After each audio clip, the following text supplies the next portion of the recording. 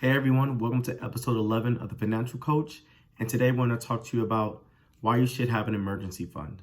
So first, what is an emergency fund? An emergency fund is, of course, for emergencies. Things in life happen.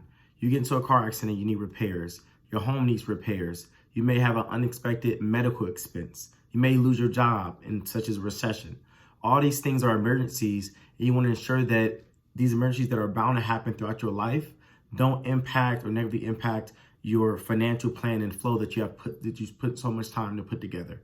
So it's important to make sure you have that emergency fund, and we'll talk to you about how much money should be in there, but it's all based upon your needs, your lifestyle, as well as how much assets and other cash you already have saved up. So I read many articles about how much should be in an emergency fund. Some range from just having a few $1,000s tucked away. Others talk about having 18 months worth of living expenses. Those are basically the extremes that I see.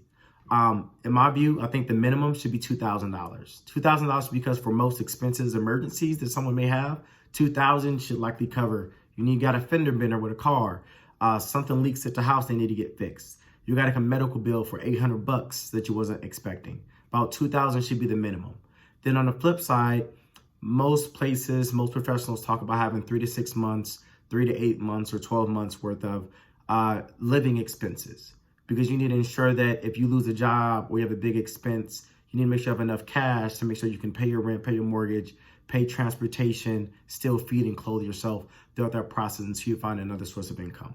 So in my view, $2,000 minimum, and I recommend putting that in a high yield savings account that is separate from your checking account. And that's key. Keep emergencies, savings, other future plans separate from your checking, because if not, you're gonna see all that money in your checking and say, oh, let me do a trip, let me buy some random clothes or stuff that I don't need. But you want to make sure you separate it, because out of sight, out of mind, and remember that money is still just as much yours. So $2,000 minimum, and then work your way up to 3 to 4 months of emergency, and that means take all your expenses broken down, add in your rent, mortgage, transportation, food, shelter, required dependents, which you need to take care of, how much money that is. So exclude partying and trips and vacations, because if you really need money in an emergency state, you won't be spending money on those things anyway.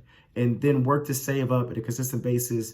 Every paycheck, put a little bit of money towards those to get to that 3 to 4 months. So that's it for episode 11, why you should have an emergency fund.